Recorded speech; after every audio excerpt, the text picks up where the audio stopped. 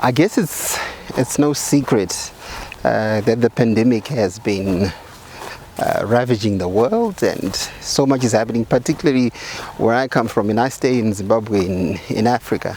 And the honest truth is Zimbabwe has got its own challenges before we even start talking about the virus itself, the pandemic, and everything else that's been happening around us. So generally, before I even get into the end, don't you just love this country?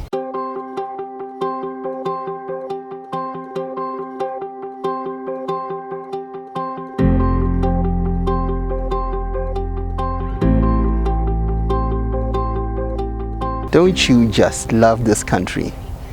This is like the utmost social distancing. Wish I brought my drone. I'll take an aerial shot, then you'd get the whole wide view of what it's like to be in a country like ours. So, cracks of the matter is, today I was on my cell phone earlier, and I'm browsing on Facebook, on my social media pages and everything, and I come across a post by Michael. Shout out to you, Michael. That was a lovely post.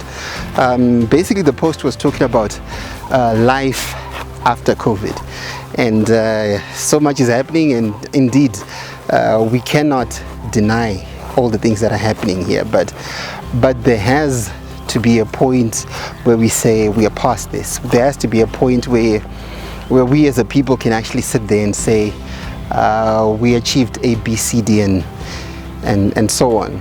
And what he was basically talking about, especially when it comes to talking about Zimbabwe in particular, is that Zimbabwe has got its typical economic challenges that we've been facing for I don't know how long now. It's crazy out here. But on top of that, we get COVID, and COVID comes and does its thing. But he was basically saying, guys, when COVID is said and done, we need to invest in our own. And I think all too often as a country we cry for the government to do this, we cry for the government to do that, and it's not always the government that has to do it. And I think we've gotten into that gimme syndrome, and I think we need to shake ourselves out, and there's nothing better than this unfortunate scenario that has got us all conflicted, I guess. But I think when all is said and done, I think there are lots and lots of positives that are going to come out of this. And one of those positives is like Mike put it, was he's my namesake. Like the way he put it was, one of the positives is that at the end of the day we need to reinvest in our own. When this is said and done, if you go to a restaurant, go to a local restaurant. If you're buying some goods, buy some goods from a local supplier.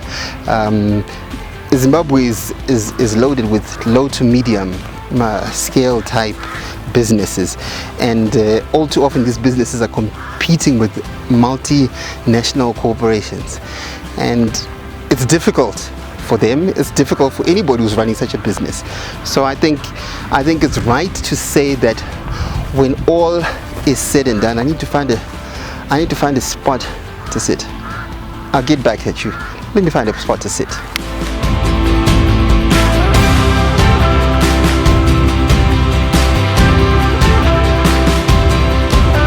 So yeah, where was I? Talking about trying to get Zimbabwe back on track, and I think Zimbabwe can only be brought on track by us the people themselves. So yeah, COVID is definitely ravaging. It's affecting a whole lot of Zimbabweans, particularly the informal sector and the less privileged.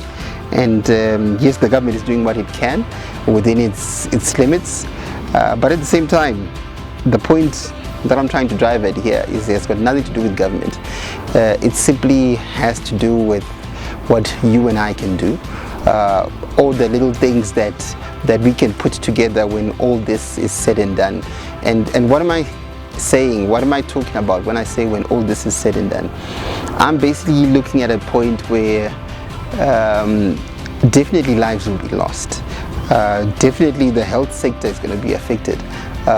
There's so many areas that we can even not begin to think of, particularly being a third world country, that things are going to come out into an effect that hasn't been experienced before. But when all that is said and done, one thing for sure is we need to get back on our feet. And the only way we can get back on our feet is if we put our hands together and work together and support each other, and ultimately come out as one. And I know Zimbabweans are particularly known for being resilient, a resilient group of people, and they continue to be resilient. Even in the face of COVID, I think we continue to be resilient, and the country continues to be a beautiful country. But one thing that I feel we just need to get over this hurdle of backbiting one another and beating each other in the back. And that's what Mike was talking about earlier on when he said we need to support our own once all this is said and done. So yeah, there will be life after COVID, and I would like to come back to this. I don't know how long this is going to take. Right now we're on 21 days. I think we've got 19 days left of 21 days of social distancing to the extreme, quarantining, whatever you want to call it. Yeah, we've got 19, in fact getting into 18 days after today. So much is going to happen, and when all this is said and done, we need to get back on our feet. And yeah, I think I've done enough ranting now, haven't I?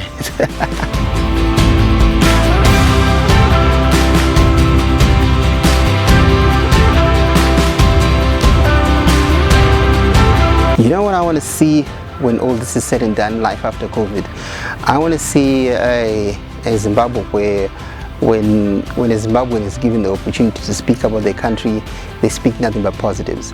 I want to see a Zimbabwe where when people travel, they become pure ambassadors of this country. I want to see a Zimbabwe where technology has taken its strides. I totally believe that when it comes to the technology aspect in Zimbabwe, technology is definitely there, and it's there to be taken advantage of. But I also feel that we have been a country that is, for one reason or the other, been so behind. For example, I'm a social media person. I create content, and a lot of the work that I do is around social media. So when I talk to corporates, organizations, NGOs about putting messages online and so forth, everybody feels it doesn't work. So I think COVID has put us in a situation where we're forced to social distance and use social media. And for the past few days, in fact for the past few weeks, I have personally experienced a general growth in that. And it's a growth that's not new, but it's a growth that I feel was needed. They say it takes 21 days to develop a habit. I hope after these 21 days, Zimbabwe develops a habit of understanding what technology can do for them, how it can cut costs, how it can deliver the same things that they so desire to do manually, and it pains me when I look at some of these things.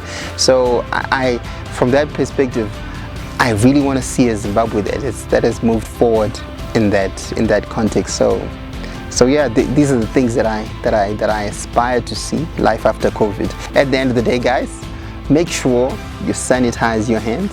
Make sure you wash your hands with soap and water. 20 seconds, guys. And your sanitizer has to be at least 60% alcohol.